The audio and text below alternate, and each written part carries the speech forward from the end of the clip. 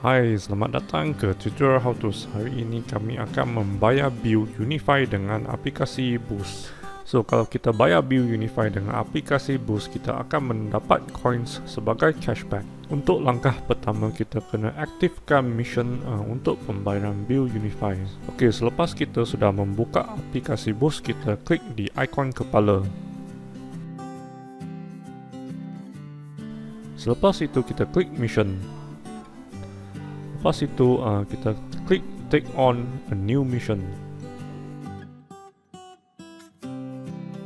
Okey, kita kena beli mission ini dengan coin dari Boost. So kita kena aktifkan mission ini dulu sebelum mendapat reward daripada Boost.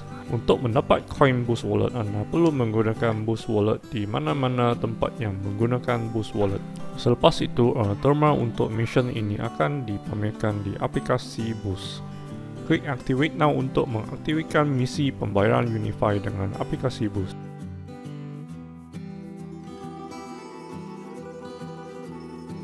Okey, selepas kita dah activate misi Boost, kita perlu hit termal yang disertakan oleh Boost untuk mendapat reward daripada Boost. Selepas itu, kita boleh membayar Bill Unifi dengan aplikasi Boost. Klik home untuk kembali ke menu utama Boost.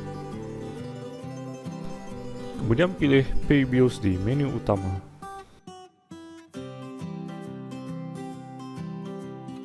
Okey, lepas kita sudah masuk menu bill, kita pilih Unifi, kita masukkan account number kita. Kemudian kita masukkan maklumat lain seperti nama pemegang account dan tarikh untuk membayar bill.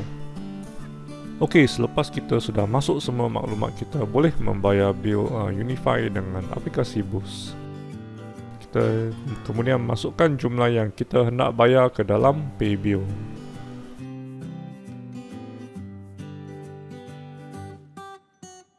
Kemudian key in pin aplikasi Boost untuk continue. Selepas itu kita akan berjaya membayar Bill Unifi. Okey, untuk transaksi ini kita akan mendapat dua reward. Reward pertama adalah Boost Coin. Okey, untuk reward kedua adalah cashback daripada Boost. Kita akan mendapat RM3. So kita perlu masuk balik kepada menu mission, kemudian kita klik collect reward. Kemudian kita akan mendapat cashback daripada Boost.